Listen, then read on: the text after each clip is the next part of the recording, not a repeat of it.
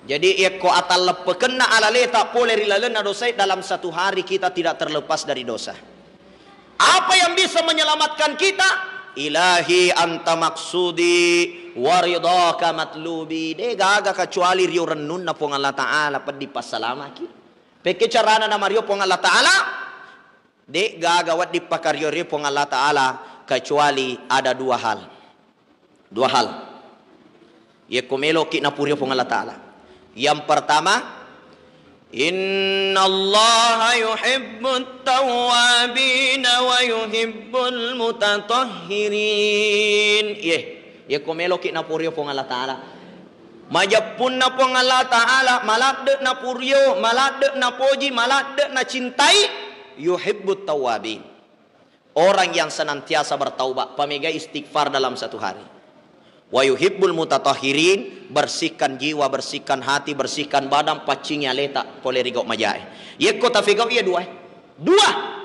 Pertama yuhibbut tawabin, banyak-banyak ki bertobat. Nabi sallallahu alaihi wasallam dalam satu hari 70 istighfar. 70 egana istighfar setiap hari. Astaghfirullahaladzim wa atubu ilaih. Astaghfirullahaladzim wa atubu ilaih. Weka 70 lalu nasi soy nabita.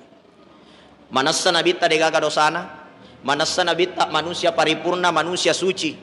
Karena Nabi itu wama yantiku anil hawa in huwa illa wahyu yuha. Degaga masu poleri lilana, degaga napau nabita, malaikat hanya wahyu dari Allah Subhanahu wa taala, bukan karena hawa nafsu.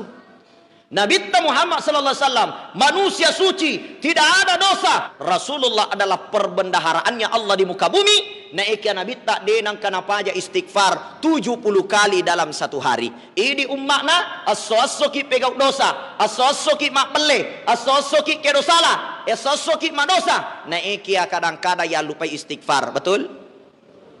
Angka mata istighfar tapi na pegau tojae. Ya bukan itu maknanya, Pak. Mak balu ko pa saya astagfirullah na bale-bale betul tahu. Jadi istighfarnya bukan bermakna lidahnya saja beristighfar. Makanya napasidepe pong Allah Ta'ala at-tawabin dengan al-mutatahhirin. Ipacingiwi tawabin atita dalam makna kita banyak istighfar dan banyak bertaubat. Kemudian al-mutatahhirin kita harus mensucikan diri dan jiwa.